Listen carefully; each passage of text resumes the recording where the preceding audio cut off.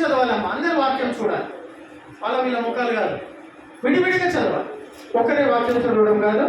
పద్మ 1 కొరింథీయులు 16వ అధ్యాయం 2వ వచనం టక్కున చదవాలా, అందరికీ గట్టిగా చదవటాడు.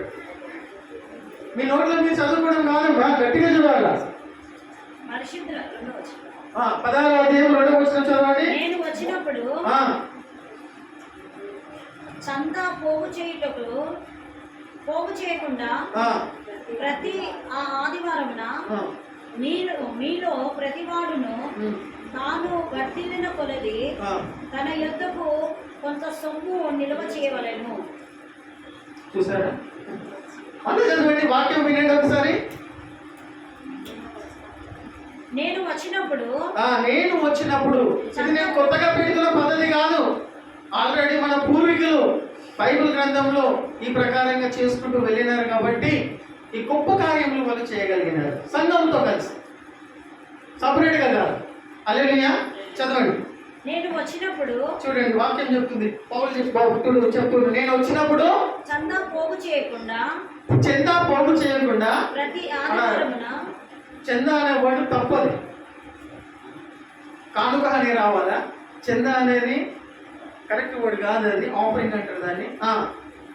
వచ్చినప్పుడు చందా పోగు చేయకుండా ప్రతి ఆదివారమున, చూసారా, ఇది గమనించాలి మీరు, ప్రతి ఆదివారమున మీలో ప్రతివాడును, మీ అందరిలో మనందరిలో ప్రతివాడును తాను వర్ధిల్లిన కొలది, చూసారా, మనందరిలో ప్రతివాడును తాను వర్ధిల్లిన కొలది తన యొద్ద కొంత సొమ్ము నిల్వ చేయవలెను. నిల్వ చేయవలెను. ప్రతి ఆదివారం దినమున తను వర్ధిల్లున్న కొలది కొంత సొమ్ము, కొంచెం लिटिल बाय लिटिल, थोड़ा अगर आप 1,000 रुपए एक दिन में कमा रहे बोले तो उसमें से कितना निकाल के देना, आप 100 रुपए निकाल के किधर लाके देना, फर्स्ट కొంచెం పోగు చేయాలి. ఎక్కడ? మీ బ్యాంకులో కాదు. 900 మీరు బ్యాంకులో సేవ్ చేసుకోండి, 100 రూపాయలు ఎక్కడ తీసుకొచ్చి ఇవ్వాలా? దేవుని మందిరంలో. ఎందుకోసము? చూసారా, మీరు వర్ధిల్లున్న కొలది కొంచెము సొమ్ము తీసుకొచ్చి నిలువ చేయాలి. దేవుని మందిరంలో మీరు సమర్పించాలి. దేవుని మందిరంలో నాకు ఇంత ఇన్కము, ఇంత వచ్చినది కాబట్టి నేను ఇంత రాపిస్తున్నానని 10 మందికి తెలిసే విధంగా, మిమ్మల్ని చూసి 10 మంది నేర్చుకునే విధంగా రాయించాలి. హల్లెలూయా. 1000 రూపాయలు ఒక రోజు సంపాదిస్తున్నాం అంటే అందులోకి 10 కాకుండా నీకు ఇష్టం వచ్చిన రీతిగా, ఇంకా దానికంటే ఎక్కువగా కూడా మనం పెద్ద ప్రోగ్రాం పెట్టుకున్నాం కాబట్టి, క్రిస్మస్ రోజున పెద్ద program, almighty Jesus grace church అనేది ఎంతో గొప్ప కార్యం చేసింది అని దేవుడు సంతోషించారు. హల్లెలూయా, హల్లెలూయా. కొంచెం నిలువనే చేసుకొని చదవండి ఆ వాక్యం మరొకసారి. నిలువ చేసి, నేను వచ్చినప్పుడు చందా పోగు చేయకుండా ప్రతి ఆదివారమున మీలో ప్రతివాడును తాను వర్ధిల్లిన కొలది తన యొద్ద కొంత సొమ్ము నిల్వ చేయవలెను. మరి నేను వచ్చినప్పుడు మీరెవరిని యోగ్యులని ఎంచి పత్రికలిత్తురో, ఎవరు యోగ్యులని ఎంచి పత్రికలిత్తురో వారి చేత మీ చాలు ప్రియమైన వాళ్ళారా, ఈ మాటకు, ఈ వాక్యానికి మనం కరెక్ట్ గా అర్థం చేసుకోవాలంటే ఈ రోజు నుండే మీరు వర్ధిల్లున్న కొలది అటువంటి మనస్సు మీరు చేసుకోవాలా, అటువంటి హృదయం చేసుకోవాలా. మనం సంఘం తరపు నుండి దీనులైన వాళ్ళ దగ్గరికి వెళ్ళి, అల్పులైన వాళ్ళ దగ్గరికి వెళ్ళి సంఘంగా కలిసి గొప్ప కార్యాలు చెయ్యాలి అని అంటే, వాళ్ళకు చేతనైన సహాయం, వాళ్ళకి అవసరమైన సహాయం మనం చేయాలంటే మీరు హృదయాన్ని పెద్దగా చేసుకోవాలి. మీ ఉపకారం ద్రవ్యము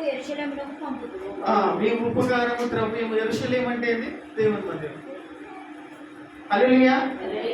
మీ ద్రవ్యము, మీ ఉపకారము, మీ సహకారము అనేది దేవుని మందిరానికి పంపవలెను, నిలువ చేయాలా. హల్లెలూయా. హృదయాన్ని పెద్దగా చేసుకోవాలా. హల్లెలూయా. మనసును పెద్దగా చేసుకోవాలా. ప్రేమ అంటే ఏంది? ఇందాక మనం వాక్యంలో చూసుకున్నామా లేదా అమ్మా? తండ్రి అయిన దేవుడు తన కుమారుణ్ణి మనుషులందరి కోసము అర్పించేసాడు. హల్లెలూయా.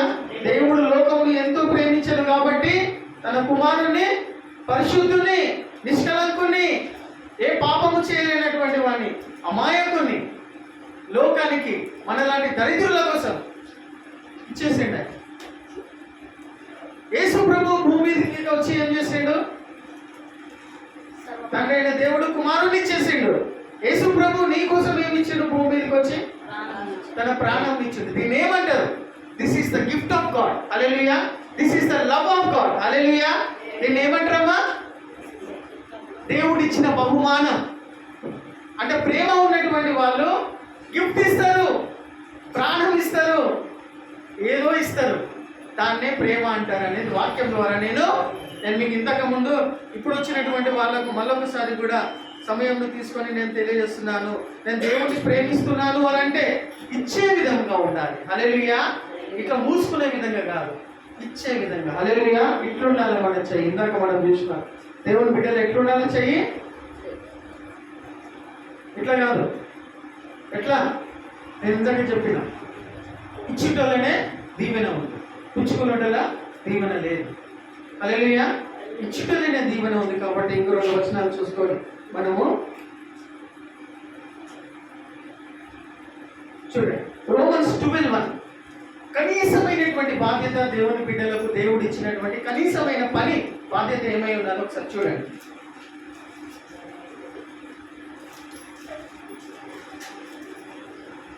త్వరగా చదవండి. కాబట్టి సహోదరులారా పరిశుద్ధమును దేవునికి అనుకూలమైన సజీవ యాగముగా మీ శరీరములను ఆయనకు సమర్పించుకొనుడని దేవుని వాత్సల్యమును బట్టి మిమ్మల్ని బ్రతిమాలుకొనుచున్నాను. ఇట్టి సేవ మీకు యుక్తమైనది. Hallelujah. This is reasonable service to God. ఇది చిన్న విషయం అంటుండు దేవుడు. ఇట్టి సేవ యుక్తమైనది అని తెలుగులో ఉన్నది. ఇంగ్లీష్లో this is the reasonable service to God. అంటే దీన్ని కనీసమైన బాధ్యత అనేది ఇవ్వడం అనేది. హల్లెలూయా. దేవుని మందిరంలో ఉన్నటువంటి కొదువలను చూసి కొంచెం నిలువున నువ్వు చేయడం అనేది కనీసమైన బాధ్యత అనేది. హల్లెలూయా. అర్థమైందా? ఈ కనీసమైన బాధ్యత ఏమై ఉన్నది? దేవుని మందిరంలో ఉన్న కొదువలను పూర్తి చేయడము నీ వంతు కనీస బాధ్యత ఉన్నది. కనీసమైనటువంటి బాధ్యత ఇది. నీ పని అంటే you have to do it. Hallelujah. ఇది ఎట్లా చేయాలంట చూడండి. చివరికి వాక్యం చూసుకొని మనం ముగించుకుందాం. కనీసమైనటువంటి బాధ్యత అనేది ఏమై ఉన్నదమ్మా? ఏమై ఉన్నది? నువ్వు చెయ్యాలి, నువ్వు ఇయ్యాలనేది నీ కనీసమైనటువంటి బాధ్యత. హల్లెలూయా. నువ్వు ఇయ్యాలనేది నీ కనీసమైనటువంటి బాధ్యత అని వాక్యం చెప్పుకుంది. ఆ కనీసమైనటువంటి బాధ్యత కూడా మనం చేయకుండా ఉంటే ఎప్పటికీ మన చేతులు, మన బతుకులు, మన జీవితాలు ఇట్లనే ఉంటాయి. ఇట్లుంటాయి. అది కూడా చెప్తుంది వాక్యం ఒక చోట. ఎప్పటికీ ఇట్లుండొద్దు అంటున్నాడు. ఎట్లుండాలా? లేదు తీసుకో, ఇచ్చేయి, పొద్దువా, నేను ఇస్తా, నేను చేస్తా. హల్లెలూయా. ఇది కనీసమైన నీ బాధ్యత. ఇది కనీసమైన నా బాధ్యత. హల్లెలూయా. చేతులు ఎత్తుదామా? హల్లెలూయా. చూడండి, ఇది కూడా ఎట్లా ఇవ్వాలనేది ఒక వాక్యంలో చూసుకొని మనము ముగించుకుందాం.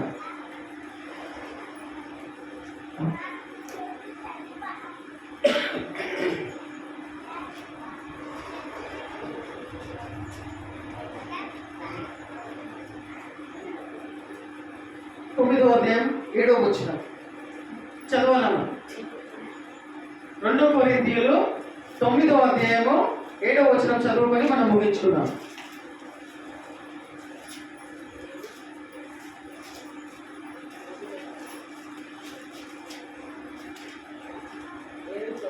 సనుగు కొనకయో ఎట్లా ఇవ్వాలంట? కనీస బాధ్యత అనేది ఎట్లా ఇవ్వాలంట? కనీస బాధ్యత, కనీసమైన పని నువ్వు ఎట్లా ఇవ్వాలా? ఎట్లా ఇవ్వాలమ్మా? సనుగు కొనకయో సనుగు కొనకయు, బలవంతముగా కాకయు, ప్రతివాడును సనుక్కోకుండా, గులుక్కోకుండా, బలవంతంగా కాకుండా, ప్రతివాడును ఇక్కడ కూర్చున్న ప్రతివాడును తన హృదయంలో ఏమనుకోవాలి? తన హృదయంలో నిశ్చయించుకున్న ప్రకారము, హల్లెలూయా, తన హృదయంలో నిశ్చయించుకున్న ప్రకారము ఇయ్యవలెను అని ఎవరు చెప్తున్నారు? రాజకుమారా, ఇయ్యవలెను, హల్లెలూయా. ఎట్లా ఇయ్యాలా? సనుక్కొనకయు, బలవంతంగా కాక, నీ హృదయంలో ఈ గ్రాండ్ క్రిస్మస్ కోసం ఈ చర్చ్ అందమైన విధంగా తయారు చేయబడడానికి నువ్వు ఏదైతే నిశ్చయించుకుంటున్నావో ఈ వాక్యాన్ని బట్టి, హల్లెలూయా, నా హృదయంలో నేను ఇలా అనుకుంటున్నా, పెద్ద ఖర్చుతో కూడిన విషయం చెప్తున్నాడు, పెద్ద ఖర్చుతో కూడిన ప్రోగ్రాం చెప్తున్నాడు. అల్పులైన వాళ్ళ దగ్గరికి, దీనులైన వాళ్ళ దగ్గరికి వెళ్ళి మంచి కాస్ట్లీ బట్టలు ఇవ్వాలంటున్నాడు. వాళ్ళకు ఒక పూట భోజనం పెట్టాలంటున్నాడు. వాళ్ళకు చలిలో బ్లాంకెట్ ఇవ్వాలంటున్నాడు. ఈ సంఘాన్ని అందంగా అలంకరించుకోవాలని చెప్తూ ఉన్నాడు. ఇది చాలా ఖర్చుతో కూడినటువంటి విషయాలు చెప్తా ఉన్నాడు. కాబట్టి ఇది సాధ్యమే, ఇది మనం తలుచుకుంటే, ఇది మనం సిద్ధపడితే, మనం అందరం అనుకుంటే ఇది సాధ్యమే అని నీ మనసులో నువ్వు తలంచుకుంటే, హల్లెలూయా, ఇది మనము చేయగలుగుతాం. నీ మనసులో నువ్వు ఈ రోజు నుండి అనుకోవాలి. ఏమనుంది వాక్యంలో? నీ మనస్సులో, నీ హృదయంలో నిశ్చయించుకోవాలి. ఇంత పెద్ద టార్గెట్ పెడుతుండే, ఇంత పెద్ద ప్రోగ్రాం పెడుతుండని నువ్వు నిశ్చయించుకోవాలా. హల్లెలూయా, నిశ్చయించుకొని ఇయ్యవలెను. దేవుడు ఉత్సాహంగా ఇచ్చువానిని ఇయ్యవలెను అని ఎవరు చెప్తున్నారు? చెప్పాలమ్మా, దేవుని వాక్యం చెప్తుంది. ఇయ్యాలంతే. ఎట్లా ఇయ్యాలా? బలవంతంగా కాదు, ఇష్టపూర్వకంగా. చదువుకోవాలి ఇచ్చేటప్పుడు 1000 రూపాయలు, 100 రూపాయల, 1000 రూపాయలు వచ్చినాయి నాకు, 100 రూపాయల, 1000 రూపాయలు ఇచ్చింది కదా, 100 రూపాయలు కదా, ఇప్పుడు కాదు 10 రూపాయలు, 20 రూపాయలు ఇస్తుంది. అట్లా అనుకోకుండా, సనుక్కోకుండా, గులుక్కోకుండా, ఇష్టపూర్వకంగా ఇచ్చేవాడిని ఇయ్యవలెను. హల్లెలూయా, ఎవ్రీబడి మస్ట్ గివ్. హల్లెలూయా, ప్రతి వాళ్ళు ఇయ్యాలి, ప్రతి వాడును అని ఉందా. మనం అందరము కూడా ఇష్టపూర్వకంగా ఆ ప్రోగ్రామ్ సక్సెస్ చేయడానికి ఇయ్యవలెను. ఈ సంఘాన్ని అందంగా రూపుదిద్దడానికి ఇయ్యవలెను. హల్లెలూయా, చదవండి. దేవుడు ఉత్సాహంగా ఇచ్చువాడిని ఎట్లా ఇయ్యాలా? దేవుడు ఉత్సాహంగా ఇచ్చువాడిని ప్రేమించును. అబ్బా, దేవుడు ఉత్సాహంగా ఇచ్చువాడిని లేకపోతే ఇక అంతే అంటే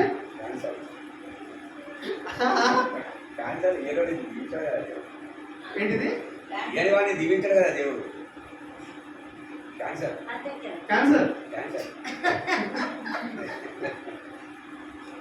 మళ్ళీ వాక్యం. దేవుడు ఉత్సాహంగా ఇచ్చువాడిని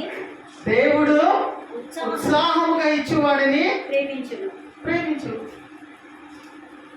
హల్లెలూయా, హల్లెలూయా. ఎవరు కూడా ప్రియమైన వాళ్ళారా నా దగ్గర లేవని చెప్పలేదు. నేను చేయలేనని మాత్రం వాళ్ళ గుండె మీద చేయి పెట్టుకొని చెప్పలేదు. చెప్పగలుగుతారా ఎవరైనా? అంత దరిద్రులుగా వదిలేస్తాడా దేవుడు మిమ్మల్ని? నేను చెయ్యలేను, నా దగ్గర లేవు అన్నట్టు ఎవరైనా దేవుడు ఉంచుతాడా? ఇది అందరికీ ఎవరికి చెప్తుండే తెలుసా? మళ్ళీ ఇంకోటి ఉన్నది దీంట్లో ఇండికేషన్. పనిచేసేటోళ్ళకే చెప్తున్నాడు ఈ వంతులో. పనిచేసేటోళ్ళే కదా, జీతం వచ్చినోళ్ళే కదా, బిజినెస్ ఇంకా ఉన్నోళ్ళే కదా చేయగలుగుతారు. కానీ ఇంకో రకంగా వాక్యంలో చూస్తే, నువ్వు ఏదైతే నీకోసం జమ చేసుకుంటావో, భార్యగా, ఒక గృహిణిగా ఏదైతే నువ్వు పోగు చేసుకుంటావో, అందులో నుండి కూడా ఉత్సాహముగా, హల్లెలూయా, ఉత్సాహముగా, సనుకోకుండా, గులుక్కోకుండా, బలవంతంగా కాకుండా ఎవరి కోసం నువ్వు ఇది చేయాలా? దేవుని మందిరం కోసం అల్పులైన వాళ్ళ దగ్గరికి మనం సంఘంగా వెళ్ళి ఒక్కసారైనా సంవత్సరానికి ఒకసారి మనము ఈ గ్రేట్ ప్రోగ్రామ్ అనేది చేయాలా? హల్లెలూయా.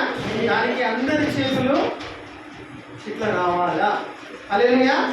ముందుకు రావాలా? సనుకోకుండా ఉత్సాహంగా ఇచ్చేవాడిని దేవుడు ప్రేమించడు. ప్రియమైన వాళ్ళరా, మరలా చెప్తున్నా, దేవునికి నువ్వు ఇస్తేనే దేవుని నువ్వు ప్రేమించినట్టు. హల్లెలూయా. వాక్యం అది. నువ్వు దేవునికి ఇస్తేనే నువ్వు దేవుని ప్రేమించినట్టు. దేవుడు తన కుమారుణ్ణి పంపించిండు. నిన్ను ఎంతో, లోకముని ఎంతో ప్రేమించి లోకములో దేవుడు తన కుమారుణ్ణి పంపించిండు. యేసు ప్రభు భూమి మీదకి వచ్చి తన ప్రాణాన్ని ఇచ్చిండు. నువ్వు యేసు ప్రభు కోసము ఏదైనా ఇస్తేనే, ఇది సిస్టమ్ అనేది దేవుడే పెట్టాడు. ఇచ్చుట అనేది, హల్లెలూయా, అర్థమవుతుందా? ఇచ్చుట అనేది ప్రేమ చూపుతుంది. హల్లెలూయా. ఇచ్చుట అనేది నువ్వు ప్రేమ కలిగిన దానవు, ప్రేమ కలిగిన వ్యక్తి అనేది వర్తిస్తుంది. ఇది దేవుడు పెట్టిన సిస్టమ్. నా సంఘ సభ్యులు, హల్లెలూయా, నా సంఘ సభ్యులు ప్రతి ఒక్కరు కూడా ఇచ్చే వాళ్ళలాగా ఉండాలి. అది దేవుని వాక్యం. హల్లెలూయా. ఇచ్చే వాళ్ళలాగా ఉండాలి. ప్రతి ఆదివారం నేను సంవత్సరాల తరబడి చూస్తున్న 3 సంవత్సరాల నుండి చాలా మంది కూడా 90% మంది 10-20 రూపాయలు తప్ప ఎక్కువ ఆదివారం పూట. కొంతమంది ఉన్నారు 50 రూపాయలు 100 రూపాయలు కంటే ఎక్కువ అయ్యారు. నా సంఘ సభ్యులు ప్రతి ఆదివారం రోజున కూడా కానుకలు వేరే, నేను ఇప్పుడు చెప్తున్నది గ్రాండ్ క్రిస్మస్ సెలబ్రేషన్ వేరే. మళ్ళీ దీన్ని కలపకండి. మీరు చాలా తెలివిగలరు. అట్లుండొద్దు. నేనేం కోరుకుంటున్నా? సంఘాభివృద్ధి కోసం నా మందిరంలో ఆహారం సమృద్ధిగా ఉండినట్లు అని వాక్యం ఉందా లేదా? నా సంఘములో ఆహారము సమృద్ధిగా ఉండాలంటే మీ దశమ భాగములను మందిరం